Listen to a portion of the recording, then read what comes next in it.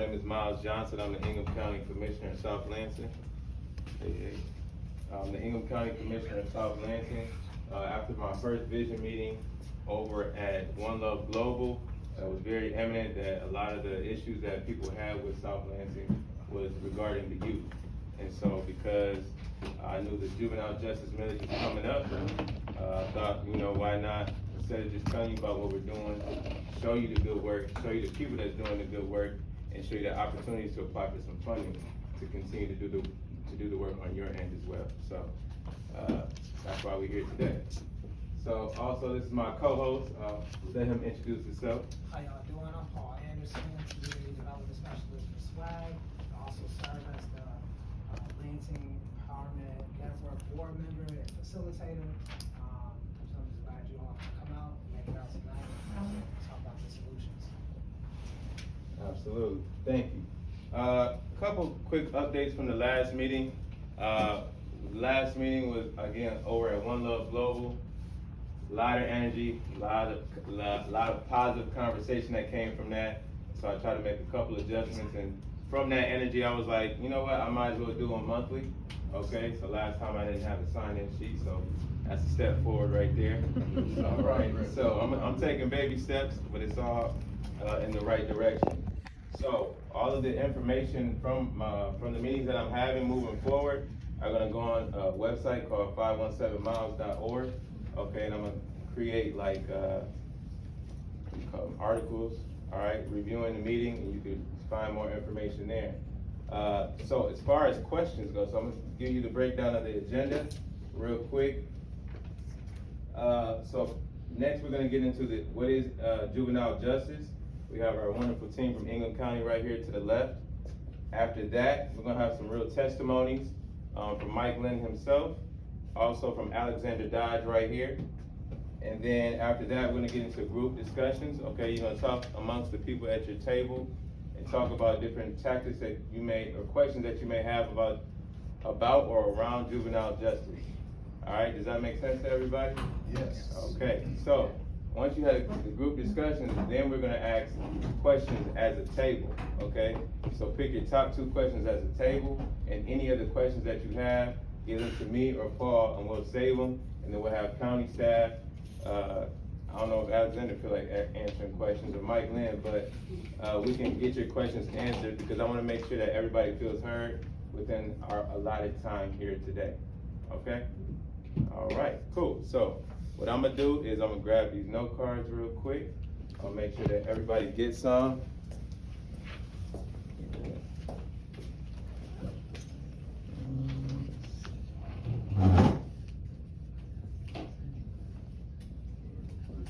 All right. You mind joining this table?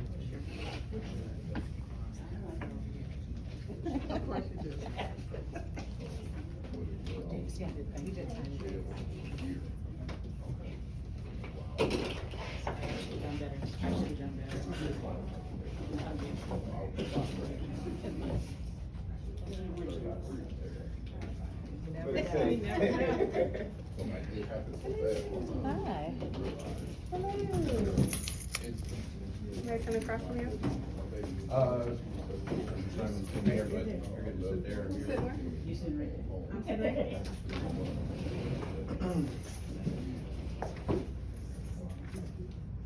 Appreciate that, Lord. Oh, thank you much. All right, so to transition into our next step here, we're gonna have the introduction to juvenile justice. Okay, if you have any questions, again, you're gonna have time for group discussion at your table. If you have any questions while our speakers are talking, please write them down on the note card so you don't forget them. Okay, but I would like to introduce Judge McCormick, Judge Dunnings. Come on. Can everybody just introduce themselves? Oh. Can you just have everybody, please start with this? Hi, I'm Madeline Weaver. I'm his campaign manager and personal assistant. Glad everybody showed up. Let's get this moving. Let's get it. Alexander Dodge, Youth Advocate, Union, and Registration Owner.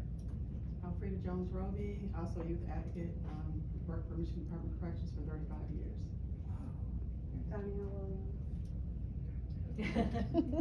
Lori Adam Simon, Vice Chair, Lansing City Charter Commission. Really as Christian, born and raised here in Lansing, work with the Lansing Economic Development Corporation, serve on the Allen Neighborhood Center Board and the Ingham Community Health Center Board. Paul Elam, Tabernacle of David Church. Michael Lynn, co-founder of the Village Lansing and, president of the Lansing Farm. Michael X. Taylor. I served 17 years in the Michigan Department of Corrections and have been home 10 years almost. And now I'm working at Power 96.5 account executive, and I also have a nonprofit for prison reentry. And I do a lot of community work with it. Hi, I'm Erica Lynn, co-founder of the Village Lansing, also a member of the Lansing Empowerment Network. Good evening, everyone. My name is Simon Verkes. I work for the Michigan Economic Development Corporation, so really this is counterpart at the state level.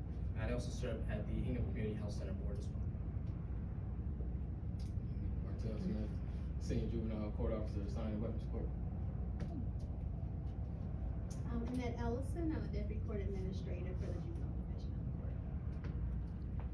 I'm Judge Lisa McCormick. I am the presiding judge in the Family Division in Ingham County, and I handle a delinquency, child abuse, neglect docket, and divorce, custody, parenting time, anything involving kids, so. Great.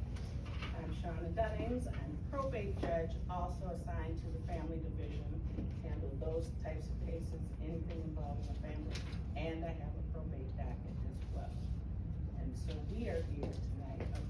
Can I say? Oh, yeah. Can I go on?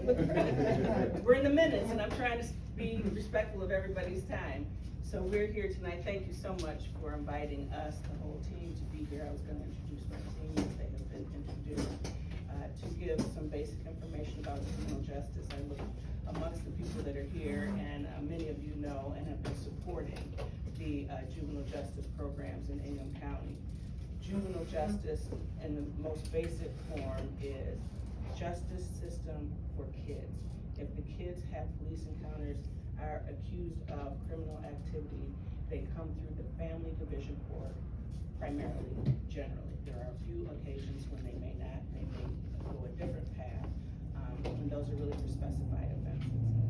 The juvenile division, the juvenile justice is created with the kids in mind. We all know from the research that their brains aren't developed until at least age 26.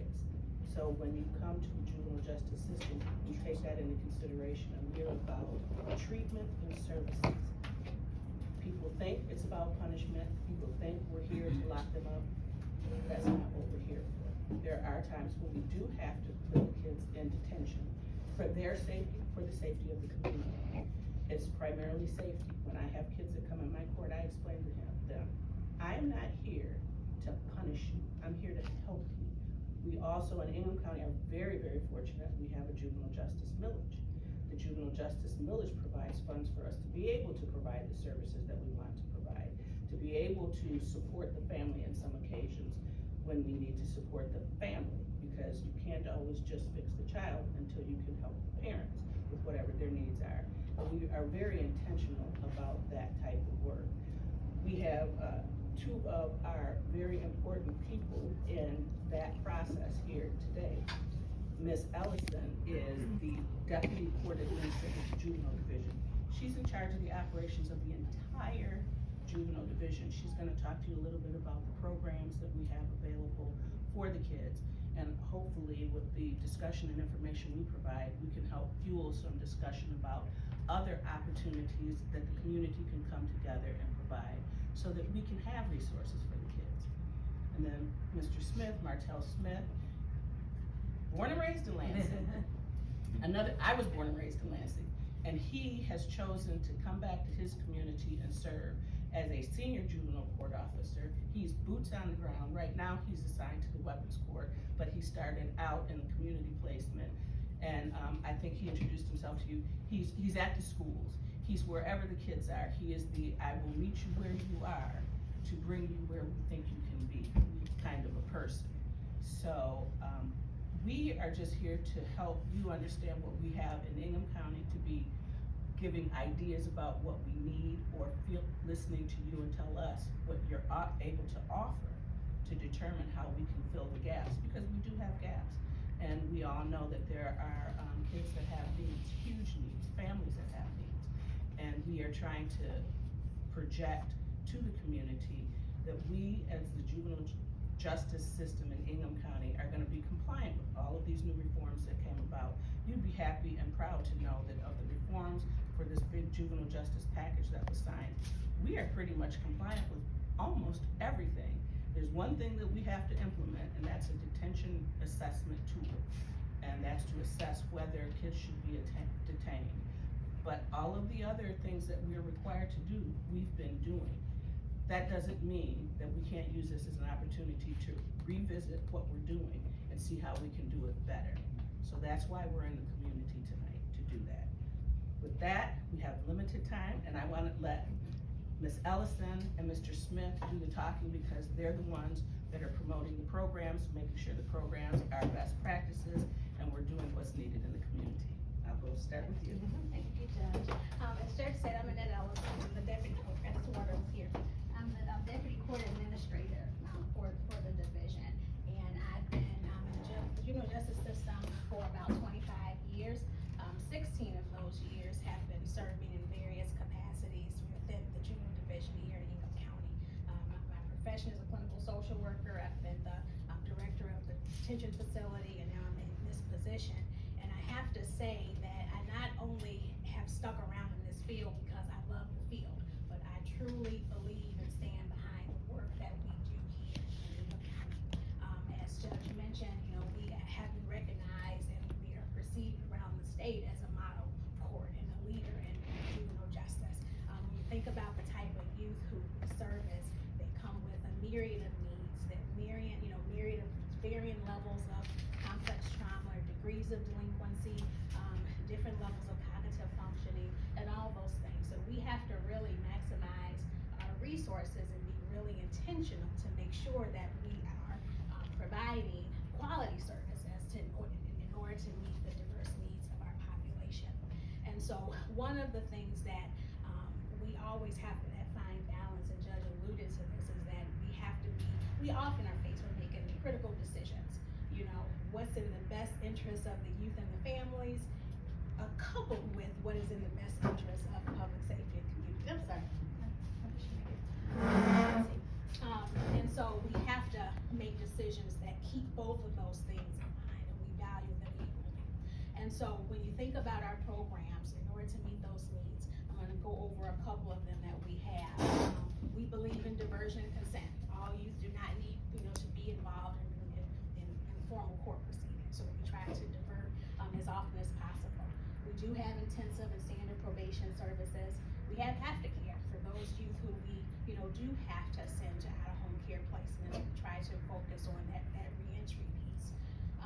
We have a specialized sex offender program that's in-house, and this is to treat youth who have various sexual problematic behaviors. We have a more psychoeducational piece, short-term, for youth who just need a quick, reminder of what the consent laws are and those kinds of things too. Who may not need formal probation. We have a community placement program. This is, one of the programs that Martell has been really instrumental in growing and developing as well.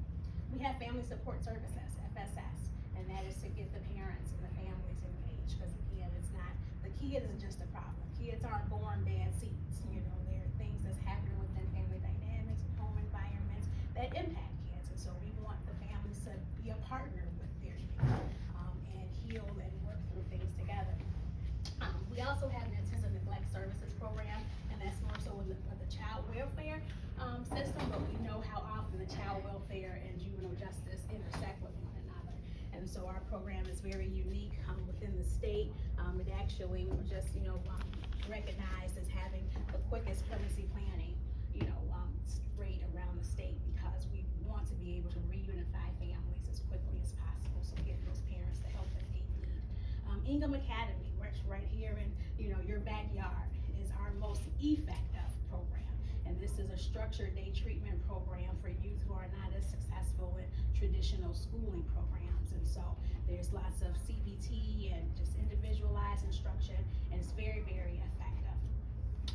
Within the Ingham Academy, within the family center that houses the Ingham Academy,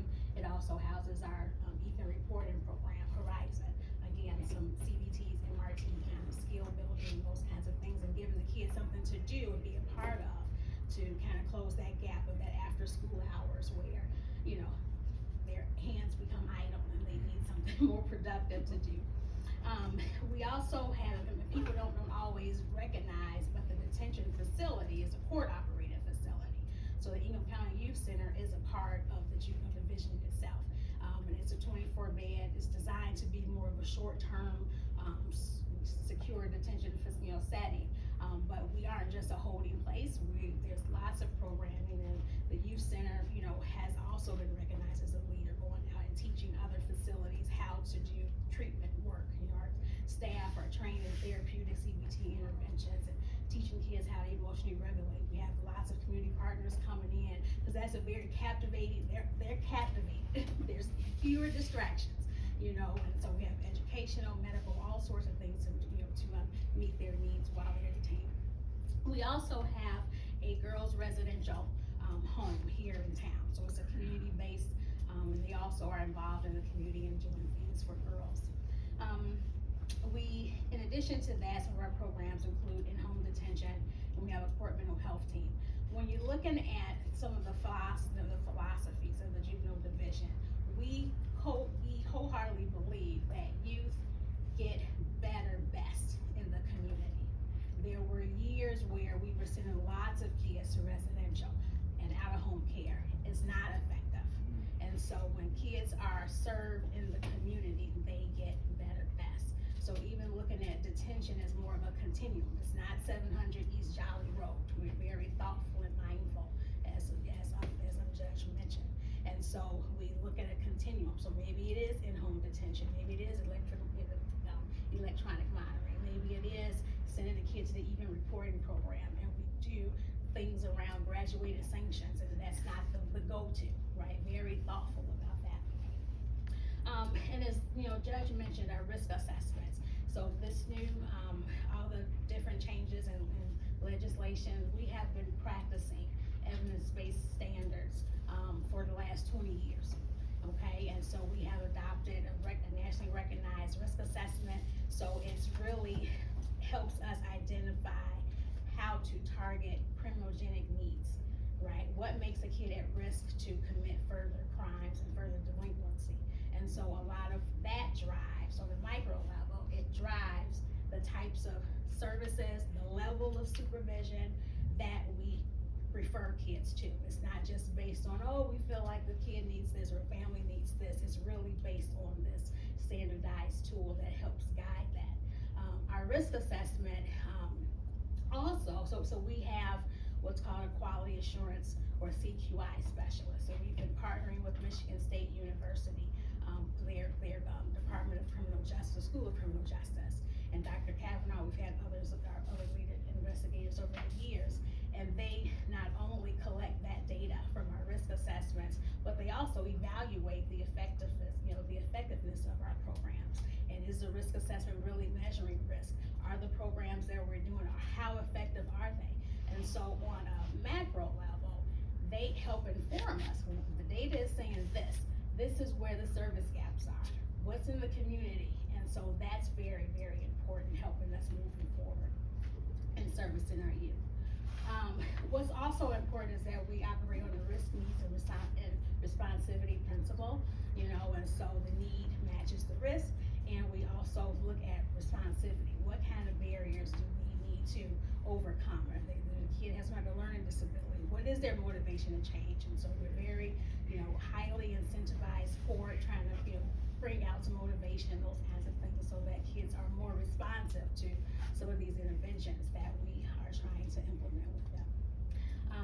One thing to note is that we can have all the programs, but if you don't have staff, right, who are well trained to do certain things or think a certain way, it will not be effective, right? So your tool is only as good as the people who are actually delivering it, right? And so our staff, they are trained to think psychologically about kids, to contextualize behaviors. Like I said, they're very trauma responsive instead of being reactive, right? Trying to understand the context and the history, and then problem solving, working with the youth and the families. Is it a I can't versus a I won't, right? Are there some cognitive impairments? Is there, or is this just a kid who's just dragging their foot, in the mud, or whatever the case is? What is that about? And so that's very important to point out. They do also CBT interventions as well, and getting the kids to restructure and kind of identify some of that maladaptive thinking and do certain tasks and skill sets with them to help them reframe some of that, some of that thinking.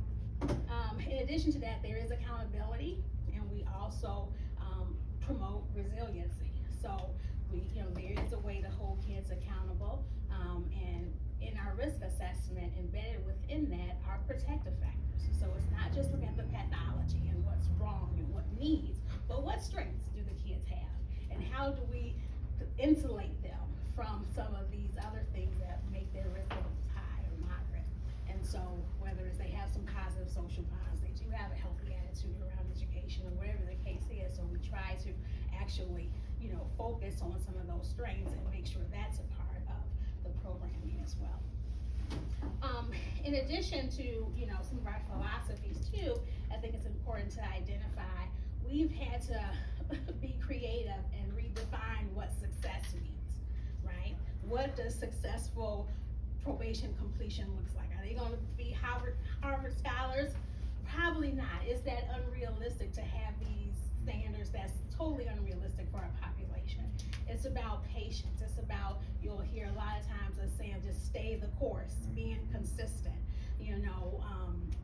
and that's very important, being patient, because we know rehabilitation or recovery is not an A to Z. It's not a straight line, right? It's, you're moving forward, there's some divots, you may go back, but what is their bounce back game, right? What is that? Are the relapses shorter or less frequent? We really focus on harm reduction, risk reduction, not just focus on a relapse prevention model where we're saying you can't do this or abstain from this without providing some tools to replace the, different ways of thinking, different ways of coping, all the people, all the things, right? Giving them some things to think about to replace and not just, abstain and stay away from. What'd you say, Mike? Y'all sound like a village. That's all. See? That's important. Yeah, and so that's very important. And so one thing I want to say before I pass it on to Martell is, I'm not sure if you guys know who Mary Wright Edelman is, social activist, founder of the Children's Defense Fund. I remember when I was entering into this field, and you can always catch me saying we're doing the work. And there was something that she said that has stood out to me all these years. And she says that we must not, in trying to think about how we can make a big difference, ignore the small daily differences we can make, which over time add up to the big differences that we often cannot foresee. And so I often share with my staff, we're in the farming business, right? We're planting seeds that we might not see the fruit of our labor, right? We might be watering seeds that some of you all planted before they came to us, right? Or we're doing some things that we're sending them out to you when you're putting them in the sunshine, right? We have to repot, uproot and repot for a time period, right? And so you still, regardless, you're beating your head up, you're not seeing the change, we still tend, we still toil. And I love going to farmers markets, right? There's a certain kind of vibe and buzz in the farmers market, right? You got the person up here selling oils, they got some apples and some flowers. Candles. It's just a different kind of buzz, right?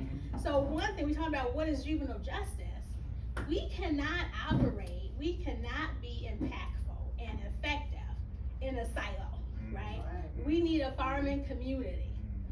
Okay, so we all have to work together, and so I'm gonna, turn it over to who I believe is one of our master gardeners, right? One of our master farmers. He's one of our most prized court officers, because he has a way of cultivating, and not just with his kids, but with the community. And so I'm gonna turn it over to Martell to talk about his role a little bit. Good afternoon, good evening. As she stated, my name is Martell Smith. I'm a senior juvenile court officer currently assigned to weapons court. That's one of our new specialty courts we have within the court. Prior to that, I was over at the Ingham Academy Day Treatment Program. I was assigned over that. And prior to that, I was part of the community placement program, in which I was an intern as a community placement for the community placement program as well. I worked at the County Youth Center. I was a school teacher. I was actually my teacher. Worked at St. Vincent. So I actually been in the field for 16 years now. I actually started when I was 18 years old. So I know I'm a little young, but I'm not new to this. As they all said it, I'm born and raised here in Lansing, graduated from Sexton. Probably lived on every side of town 3 times. From the bottom, as they say. A lot of people say they look at me as the example of making it out. I chose to stay here. I had a lot of options. I chose to come back here though. This place is near dear heart to me. So, but without further ado, I know we're in minutes. So what we do as juvenile court officers, a lot of people look at us as probation officers. You know, when you think about probation officers, you think about compliance, right? We the opposite. It's simple. We the help. I always tell the kids and the family, we the help. You guys need help, we the help. You don't go around looking for kids that get put on probation. You gotta come back. So from the initial start, pre-adjudication, predisposition, we're gonna ground running assessments. We're assessing the families, assessing the needs, assessing the barriers. We're pretty much an extension of the judges. We're the eyes and the ears of the court. So we make recommendations to programs and services based on the need. She talked about the risk assessment, the youth level of service. That's the initial assessment. In addition to the mazes, which is a mental health screening tool. However, the youth level of service pretty much helped us identify the barriers and the areas of where the family or the kids need help. Once we can identify that, then that gives us an idea of what programs and services to refer the kids to, whether it's the Ingham Academy Day Treatment Program, the Horizon program, the Afternoon Reporting Program, Village, the United Mentoring Program, and sometimes even residentials. We have a few different specialty courts that we have at the court that the juvenile court officers are assigned to. Phoenix Court, Weapons Court, truancy, which is addressing truancy, right? Kids skipping school. So our job as probation officers is simple: is we meet you where you at, and we try to pull you to where we think you can go. That's pretty much what we do in the simplest terms. Utilizing the community resource, we community based. We try to think treatment based. I know we hear a lot, you know, these kids getting caught with guns, or this kid doing this and they staying out. It's a reason why. It's a reason why. Not due to the lack of resources or none of that. Our vision and mission with the court is to try to help you overcome any barriers, obstacles, and change your behavior while you're here in our community, right here in the U.S. The main vision is we can pass these kids along. So once they no longer in the court's jurisdiction, they're familiar with Mike in the Village, they're familiar with the Southside Community Coalition, the Boys and Girls Club, whatever may have you. It's a continuum. That's part of our continuum and hope. So as JCOs, juvenile court officers, our job is to keep the family under their roof while providing the resources and the tools that help mitigate any risk factors and bring down or decrease the likelihood of a kid or a family recidivating and continuing to be a part of the court. Is anything else? Want me to touch on? Okay. No, I talk fast. Judge McCormick, I don't know if you want to share with them anything else that we have covered. Judge McCormick is the presiding judge of the Family Division, so she's in charge of the operations of the Family Division. And so whenever we make big decisions, she's there. She's making them. She's saying, yes, we're going to do it this way, or she's bringing decisions to the table. So Or big new ideas. I was gonna big new ideas. Can I brag on you guys just one second? I was gonna steal your thunder, but I have to say, our judges, especially these two sitting here, right? They really care about the kids, the families, the community. They're engaged. I'm here every day. I hear, okay, I was at this event. I was here, and have you know about this? I mean, they're engaged. They're connected. And they are ready to move us forward doing something completely different. You know, they're out of the box thinkers, they're invested in wanting to do things the right way. That's what's key, and so I appreciate, serving and working on behalf of them and carrying out their vision. It's hard to follow that. But what I will say is, just so you know, I feel so fortunate to work in Ingham County because we have the Board of Commissioners that's extremely supportive of us, and we have tremendous opportunities for kids here where many of my colleagues across the state do not have. And so we are really fortunate, but that's why we always have to start thinking bigger and think out of the box and what we can do differently, because the youth that are in front of us today are not the same that 10 years ago or 15 years ago. And so we have to, it's like Martel said, it's when we get them in front of us, and then we have to figure out what we can do to support them, and it just might not be the old way of doing things. And that's why I always try to bring big old ideas and think out of the box, and tell the staff to bring me their ideas, because we can implement things, because we have the support from the Board of Commissioners, we have the support at the court, and we have judges that really care. We just want to make sure that they have everything they need so they're not end up in the adult system. That's like the worst thing that can possibly happen. I tell every kid you have to go to school. I don't care where. It doesn't matter, just you have to go, because we know that is such a key, important factor to being successful in whatever job, whether it's a trade, whether it's a GED, whatever it is, online, whatever school it works for them. So we try very hard to just, and I think people have used the term before, Michael, and there's this, build the services around the kid. We have to do that. We have a responsibility to do that, and I feel really strongly about it. Every kid's different. Some kids need one thing, other kids don't. So we really try to be very careful in what services we're offering. So just very fortunate to be here with everything that we have here in Ingham County. Clap it up.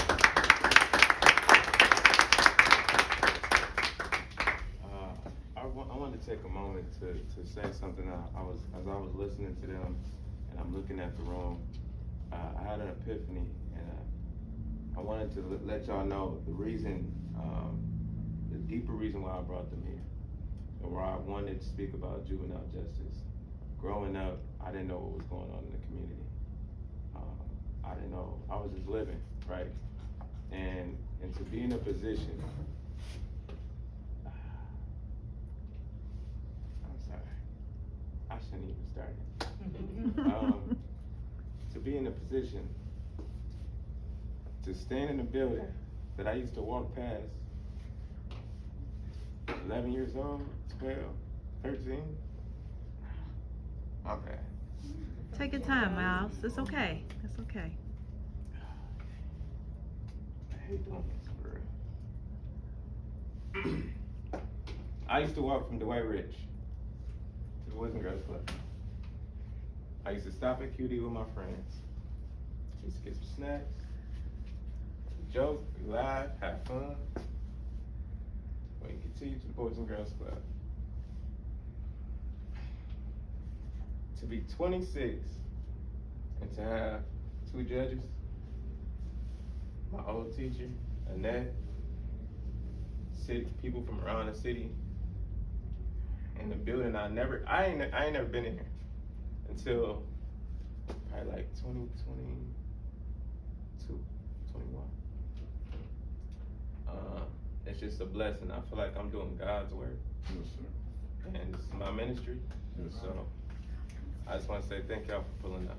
That's right. Appreciate you. Appreciate you. So, that's enough of my testimony. Okay. I'm next. Yeah. I'm gonna keep going too, don't worry. Next we have Mike Lynn.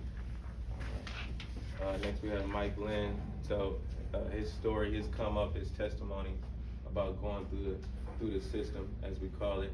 And then after Mike Lynn, we have Alexander Dodge. I know y'all may not be familiar with him, but he has a wonderful testimony too. It's on you. Stand over here too. Thank y'all. I just want to say I have to commend the judges too, because I've been in a lot of rooms with both of y'all and had some real deep discussion on what we can do. I've learned so much from y'all about what we don't have, gaps that may be filled. And it helps me in my work, but it also helps me in my advocacy when I'm talking to folks about what's needed. So y'all are amazing. we are lucky for all of y'all to have y'all in the city and the passion y'all bring to this work. Like it's a big deal. And I wish that I wouldn't probably be talking to y'all about what I'm about to talk about. Y'all have been in place 20 years ago. It's the real, that's the honest to God truth. So my life story is, I grew up right here too on Hillcrest, right down the street. Boys and Girls Club, I talk with Joe and Paul all the time, they kicked me out. I'm one of the only kids to ever be kicked out of Boys and Girls Club and not be able to go back. I was just that bad. I don't know, I had that face, I guess. But my dad went to jail when I was 11, 12 years old, and that kind of set me on a different path. So at that point in time, I felt like I had nobody that could tell me nothing. There wasn't no OGs in the block that could really say anything to me, so I went the way I knew. My sisters was involved with some young men that was involved with the vice lords. They was like big brothers to me. I looked at them that way, so I went that route. These dudes was really some of the worst. I mean, I loved them, but they were some of the worst actors out here at the time, and I was a young blood that was ready to get into anything. That's kind of how I've always been. I'm passionate about whatever I'm into. If it's gangbanging, we're passionate about that too. And so I went straight that way, and really got into a lot of trouble at a young age. So 15 years old, got way to adult court, long story short. So I know what the judicial system is. I didn't have the luxuries of all the help that they have now at their disposal and what they're trying to cultivate. So I did youth center time until they decided I needed to go to Glen Mills. I went for and this is just the story of how this waving happened.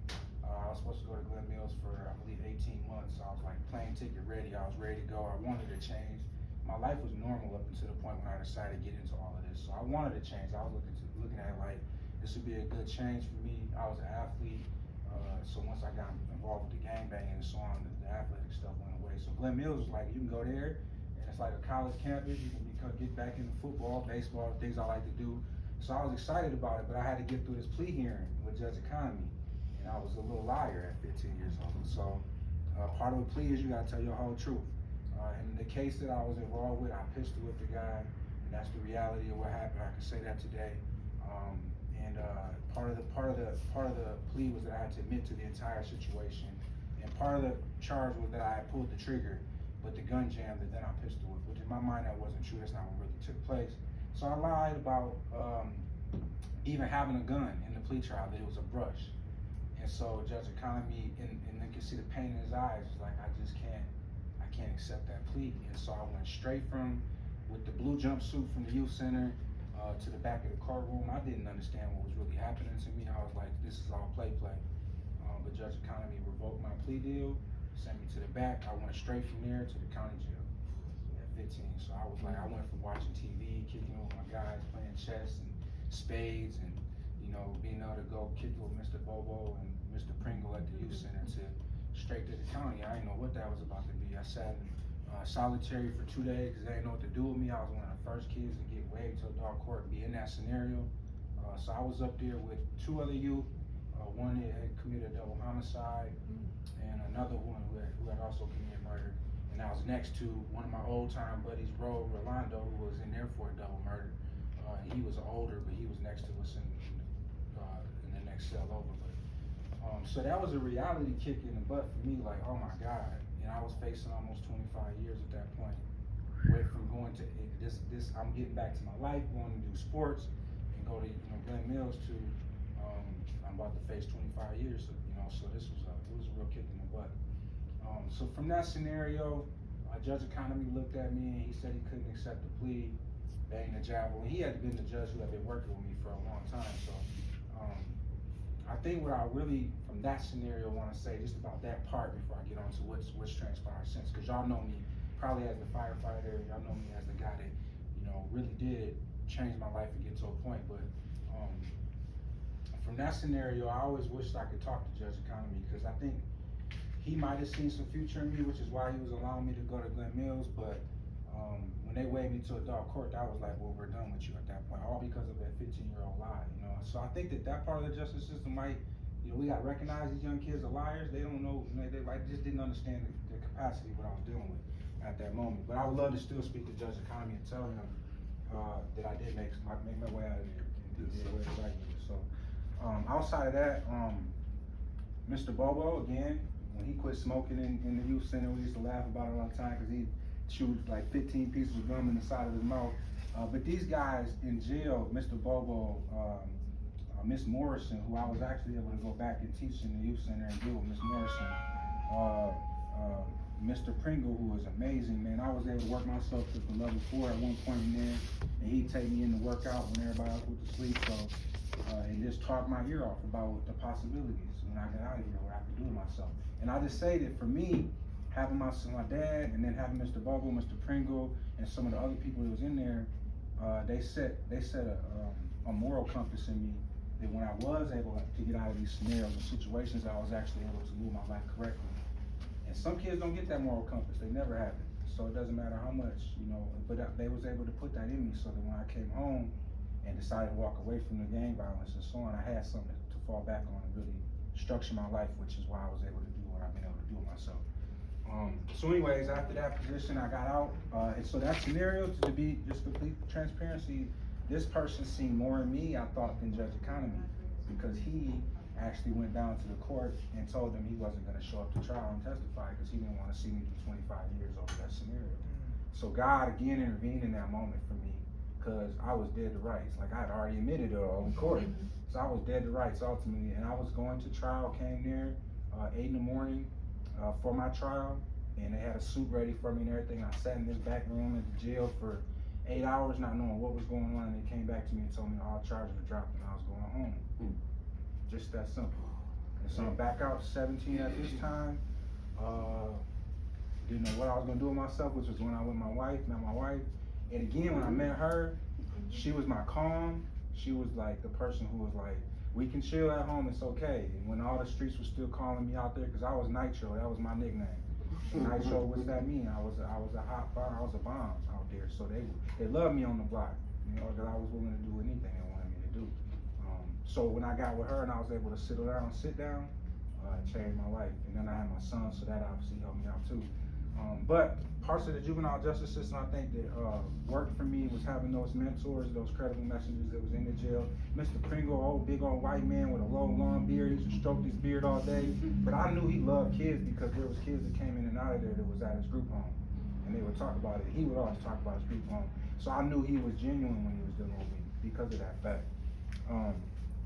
So that's like my juvenile sister. I didn't get out the game all the way, I'll be honest with you. I was probably 20-something years old before I really decided to sit down. Again, God walked me through that whole process. I never got a felony. I never did any real serious time. Not that I didn't do things that needed to have that type of time, but so that's my life up to that point. I did eventually walk myself out of it. And again, those moral moments when I was sitting with like some of those people in there. My father is still alive too, but I was able to fall back on those things, which is why I try to be that mentor for some of these young guys. Even if it's for 10 minutes, I never know what my sitting whooping their butt in chest might for an hour might come out to be when they're making a decision, or when they get out of their circumstance or predicament, that they may come back and be like, man, Mike, them things you told me, and I've had kids tell me that thing you told me really changed my life, and I was able to set myself straight. Some guys, you know, I had a guy right now, you met him, Tyrone, is 7 shots, doing 10 years right now. And you know, he's like, I'm going to college, that's how he's looking at it. I could have been dead if I hadn't been for that. So okay, it's unfair, it is what it is, but all the things I instilled in him over the last 3 years, he's ready to sit down and get his life straight, so when he comes home, he's good, and I think that was really important. So all of that mentorship is really, really big. I was able to come back, again, straighten my life out, and I think one of the big things for me was that I never had that felony. I've had a lot of conversations with my young men who do get that felony. It's really a death sentence as far as people look at it. And so I was just having a conversation about this with one of my guys the other day was, you know, one of the big things for anybody in this room to do is have conversations about life after the felony. Because when young people get these felonies, they really do look at life like it's over. And so therefore, what difference does it make if I rob? What difference does it make if I sell? What difference does it make if I do these things? So when they get that felony or going through court to have it, and they might come out with that felony or whatever the case is, it's important to let them know this ain't the end. There's ways to work out of this. What the state has done with expungements and stuff makes it a lot easier to have that conversation that this ain't it. You just gotta wait a little bit. So that's really amazing. And so I was able to go on and to get to where the point I'm at now. People wonder where my passion comes from. I know what it is to be on this side of the gun and I know the arm power, the feeling that they gave me. So I know what my young men are dealing with when I'm talking to them.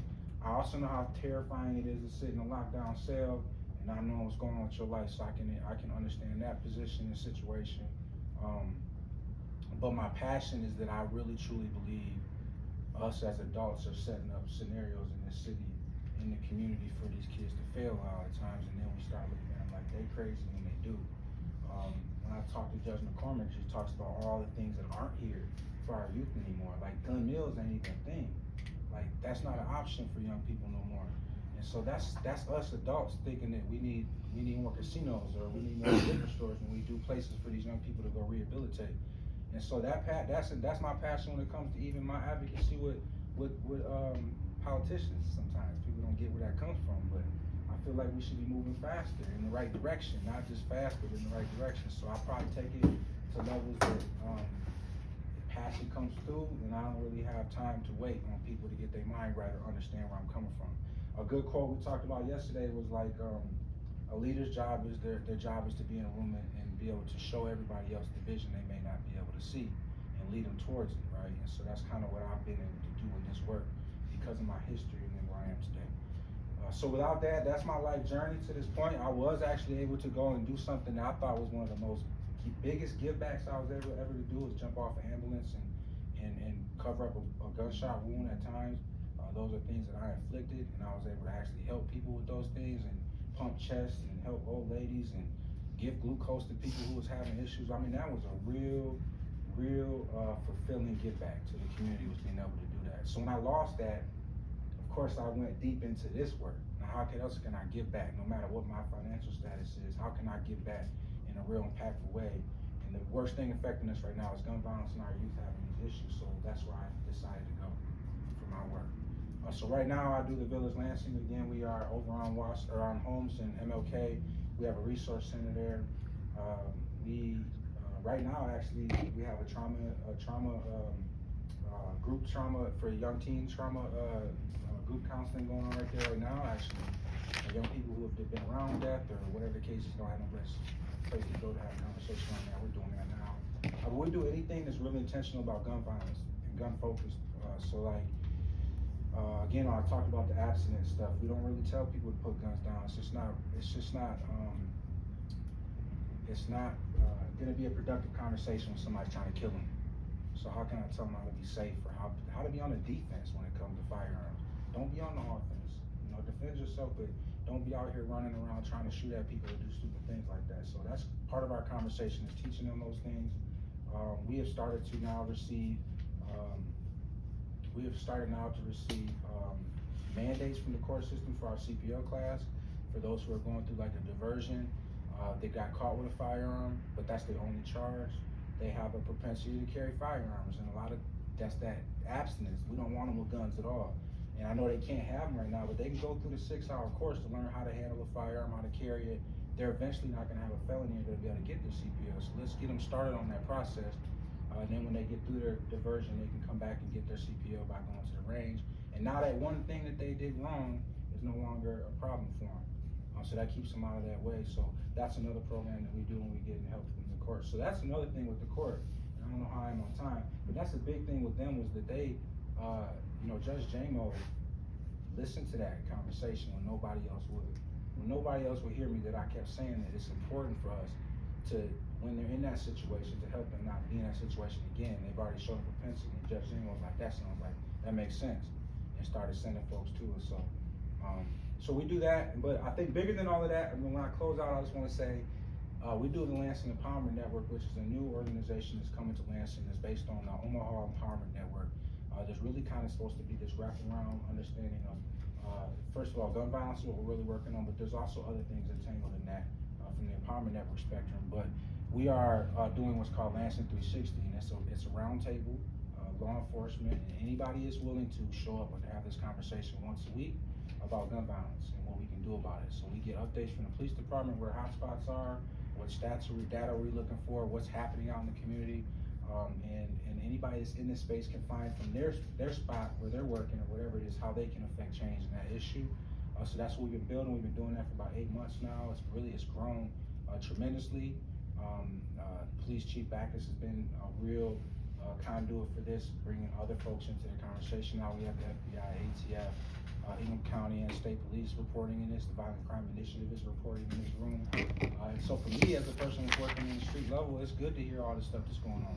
I need to know where these problems are. But I think for everybody else, even if you are like a flooring salesman, you should want to know too. Because if you're going to be in a neighborhood walking door to door, should you know that that neighborhood might be having some back and forth conflict? So I'm trying to sell it to people to understand that this is a space you can come in and hear this type of stuff, but also if you're a banker or if you're an insurance agent, whatever the case is, everybody has a hand in this work. So that's what we've been doing most recently is that Lansing 360 project. And again, if you guys want to know anything about it, you can find us on the LansingEmpowermentNetwork.org, or I think because we're such at an infant stage, go find Omaha's. Jeffrey Brown was able to go with us to Omaha, so did Paul, and obviously Erica. We went out there, we took Delisa, the police chief, a couple people from the mayor's office, Kim Coleman came with us, and we went out there and seen what Omaha was able to do over the last 17 years with this process and this program. And it's the next piece, right? We have Advanced Peace doing amazing work. We have all of these organizations and the judges and everybody else, and this is like the next piece that we have to do. So I kind of call myself, and this is where I'll end it, I'm like the project manager of gun violence prevention in the city. So I'm gonna get something going. I'm gonna get the conversation going. If we need to push some buttons downtown, I'll do that. And then I may not reap the benefit, but I'm gonna get it open and it's gonna get started. And then I'm gonna oversee to make sure we all connected in how we're doing it. So that's me. That's my life, and I couldn't do it without my wife. Let me be honest with God. That's my backbone right there. And so that's it. That's me.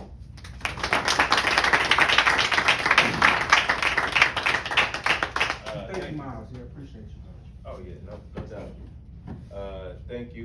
I really appreciate that. All right. Hey, Simon, you want to say something before you leave? Sure. You didn't introduce yourself. Hello everyone. My name is Simon Rigis, and I'm running for the Lansing School District Board. Really been able to come, grow, and really become adopted by this community that now I call my home. I am really reflected on my dad's legacy and really what he had taught me and instilled within me growing up.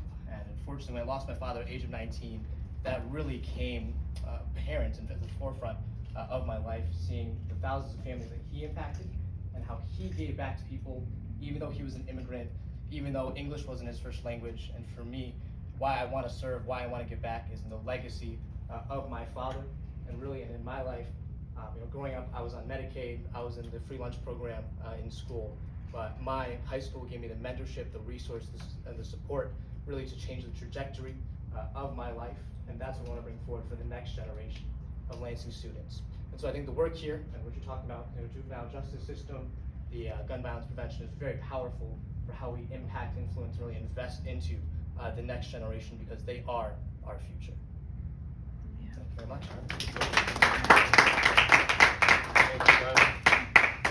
All right. That's a 6-year position, yo. That's hard work. Jeffrey Brown, introduce yourself real quick. Thank you. I was actually, y'all know me, but so many people, I wanted to say something to Jeffrey Brown. Being here, seeing all of you powerful people who have been a part of my life personally, Lori Simon, Judge, my man right here, Dr. Elam, Tamara, everybody, even Miles, part of my journey, and you guys most recently, having these dialogues, these conversations, showing the support, the strength that's in the room. Let's just continue to grab another person and bring one with us, because it's so important. Many people don't know. I was in the car, but they let me out. Oh. And even, I didn't even see Jay. I know, all the way, but I was in the car. They let me out.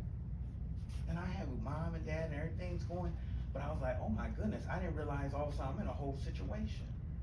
And they let me out.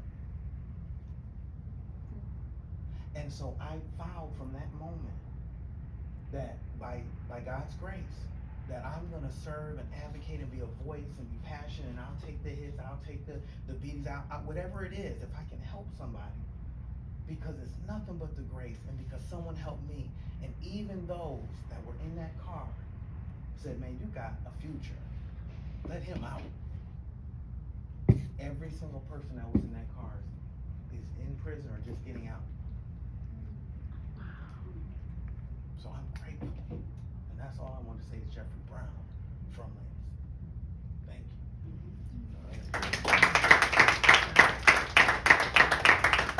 All right, main entree here, Alexander Dodge. This is a young man I randomly met. I was working out at Crunch, and I'm walking y'all, and he's standing right there. He like, hey, you work at the Juvenile Center? I'm like, who is this man touching me, bro? Like, and then he like, oh man, I was in the system. He said I rehabilitated myself, I done transformed. And he said, I want to speak to you, and I want to give back. And I was like, well, shoot, I mean, I don't work for the court, bro. I said, hey, I said, hold on. I'm a county commissioner, and I gave him the breakdown. And so we've been texting for a few months and been meaning to meet. And so I wanted to give him this opportunity to talk about his transformation from being in the system to now where he's at. So thank you for coming, man. So I'm Alexander, 14 to 15, in and out of juvenile facility with the wrong crowd, doing myself bad work, breaking and entering, larceny, theft, breaking into houses, drugs, everything. I don't know why. I just following the wrong crowd really and wanted to be something that I wasn't. Eventually, I was about 15 and I got sent out to out-of-state placement. It was Woodward Academy. I got sent there. I sat down for juvenile for 4 months and then I got sent out to Woodward, Iowa for 9. When I got out there, I didn't really know what to expect. I didn't at all. I know they have these like gangs and groups around Lansing area. It's not the same. It's not. You have real gangs from LA, Bloods, Crips. You got real gangs from Arizona, Texas, Chicago, DC, New York. Those are real gangs. These are guys that got BK, CK all over them. They see a guy from, they're even same state, they're checking them. They're checking their papers. It was bad. It was really a scared straight moment where even the guards knew. They were like, you don't belong here. You don't need to be here. You have more intended for you. And I was only supposed to be there for about 3 months, and I was playing sports out there. I was on honor roll out there. I was doing what I needed to do, and my probation officer was like, why come back? Why come back and be with that same crowd that's not gonna go anywhere? They weren't. And Glen Mills, they just, when I was out there, got shut down. It's, what I got told, the stories where like people were getting jumped, staff was getting involved, there's a lot of threats, the place was getting broke down, people were getting shipped everywhere. It was a bad scene. A lot of them got sent over to my placement. For juvenile stuff, there's never really a green and red. There's like, it depends on the person. It depends on if he wants to do better. It depends on if he wants to keep going. Because I know kids that were in the same predicament as me and they're in prison now, or they're dead, or they're doing great, like me, where I think I'm doing great. I'm graduated high school right when I got out of placement. Joining the trade, I'm in the trades now. I've been in the union for about 2 years.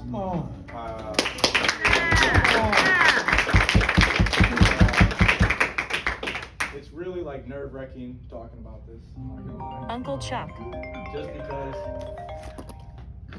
I had a second chance when the judges and all that gave me. I was 15 with a 20-year felony. That any other state, any other place, people tell me you'd still be in prison right now. And I just thank God that I got that second chance, and it helped me a lot. It makes me realize every day what I want to do and what I need to do, especially for the youth. Like, I wish someone like me could get told stories or get told what to do, but I didn't have that. I had the same people I wanted to be around and wanted to act around, and that's why I wanna get more involved with the youth and the Juvenile Detention Center and just young life in Lansing. It's young life. It's, Yeah. Coach, you got anything else? No.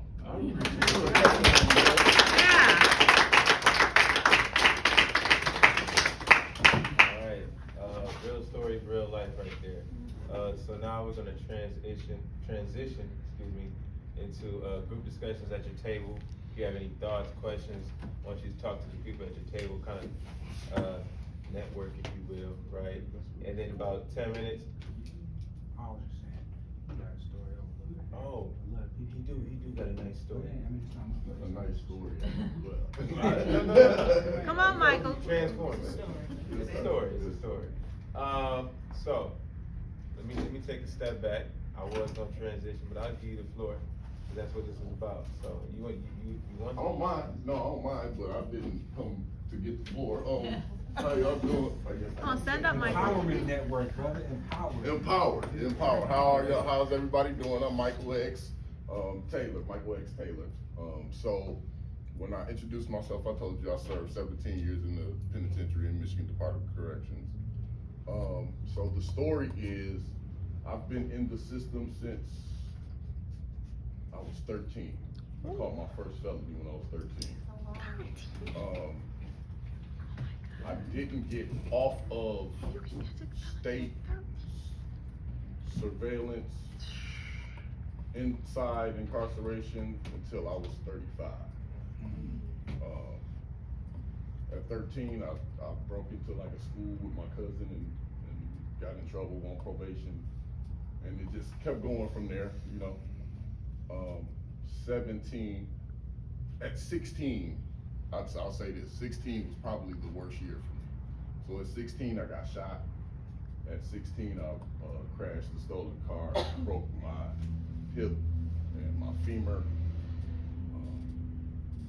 16, I also got indicted for over $1 million in stolen cars from car lots around here. That was back, if y'all was here back then, that's when the car lots used to be getting hit, and I was one of those. I was one of the leaders of that ring. So by the time I got out of jail for that, I was sentenced to a year for that. 6 months in the county, 6 months on tether. I got out on tether for about 2 months, and I caught an armed robbery in Benton Harbor, Michigan. And for that, I was sentenced to 192 months to 40 years. Of course, at some point during that time, I figured out this wasn't me, right? So, unlike a couple of the stories that we heard, like both of the brothers figured out that this wasn't me kind of early on. I was not like that. I thought I was a gangster. I was determined to be a gangster. So there was no deterring me. There was no such thing as scared straight. In Juvenile, I thrived. I was a leader in Juvenile. When I got to the joint, I thrived. By the time I was 24, I was an OG in the joint. I had done some of everything. They respected me, my name was known. So I didn't find a deterrent until I decided that I wanted to be a man. And then at that point, I started seeking out other options for manhood. Because prior to that, the only options I saw was, like you said, the big homies, and I didn't have big brothers, I was the oldest. It's funny because me and your brother not only ran the streets together, but ran the joint together. Got in fights together with me, we did a whole lot. Yeah, so like, so at, say, 9 years in, is when it kind of changed for me. Mind you, I joined the Nation of Islam at about 6 years in. So I supposedly changed my life, but I found a whole nother level of gangster once I got involved in religion in prison, which is a whole nother thing. Check out 17 Winters podcast, I talk about it on there. But so once I got into that, I had to figure out how do I dig myself out of this new hole that I got in. I thought I was doing something right? So now I learned how to send hits and control yards. So I eventually met some brothers that worked within it that kind of showed me it ain't all like this. There's ways out of here. And brother you ain't got life. You've been around here acting like you got what we got. So I got two brothers that are my mentors. They call the podcast still. They're doing life in prison. One of them is actually going up for appeal next month that I'm gonna be going to his court date. But these brothers were my mentors. These brothers were the brothers who said, bro, you ain't in here forever, bro. I ain't never gonna see my kids. I ain't never gonna make kids. I ain't never gonna see the streets. You got 6 years left, bro. What are you doing? You on the down slope of it, right? So at that point, I started getting heavier in the law library, and I was able to eventually get myself back in court, and I actually got some time off. So instead of 16 years, I served 15 inside, then I did 2 on parole. But it wasn't until after getting the time back that I was like, all right, now what you gonna do? You got 4 years now. You gotta go home. And that's when I started along my journey of like trying to figure out what my place is. And so I came home in 2015, still carrying PTSD, mind you. I'm just now getting to the point of uncovering those things, and I've been home 9 years, right? And I'm just now getting to the point where I'm not always watching my back, where I don't have a gun, because I was one of the perpetrators. I was one of the, I understand these young boys. I'm not one of the people who was looking at the youth and saying, what's wrong with them? I know what's wrong with them. It was what's wrong with me. I get it 100%. I know why you always got your gun, bro. I know why you got on a jacket and it's 73 degrees outside. I know what's going on, because I did it. So that's what makes me as passionate as I am. So I've been home 9 years. I've been back in Michigan about 4 now. In the time that I've been home, I owned a clothing store over here on Waverly and Holmes for a couple of years, and we ended up closing. I've been at Power 96.5 for 2 years, but I've been really hands-on in the community when it comes to the youth. So I didn't have any organization that I worked for, so I just been doing stuff. Me and Mike know each other because we just be doing stuff. They just know us. And when you see me in the streets, your sons know me, your nephews know me. They know Mike X when they see me. They've seen my videos and stuff like that, right? So I do that. I also volunteer at Peckham twice a week with the Peckham Go program. I also do some stuff with Turning Point of Lansing, so I'm one of their mentors on Sundays. And I also have the 17 Winners podcast, where I talk about my story and talk about kind of informing people about the transition. And then I'm also in development of the 17 Winters reentry program, where I'm trying to help stop the recidivation. That word, right? I'm trying to slow back. 44% of the people coming out go right back in. That's right. And I ain't do, like you said, what was your name, Annette? The sister said the road to recovery is not straight. So it wasn't easy. I've been bumping my head out here. I had to learn how to be a grown man, literally, at 30 some years old. So I'm so proud of you, little bro. I'm so thankful for you. And I got some plugs for you. I'll give you my information when we leave.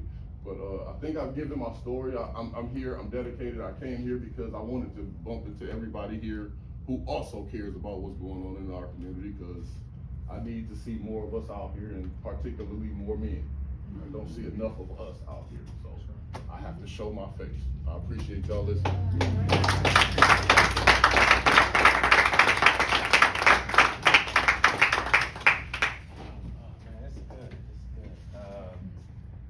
I think that, the number one thing that we constantly see here is that people care. And regardless of their situations, they care to come back, they care to serve, they care to be here. And that's what I want to surround myself with. And I think that's what's going to make Lansing change.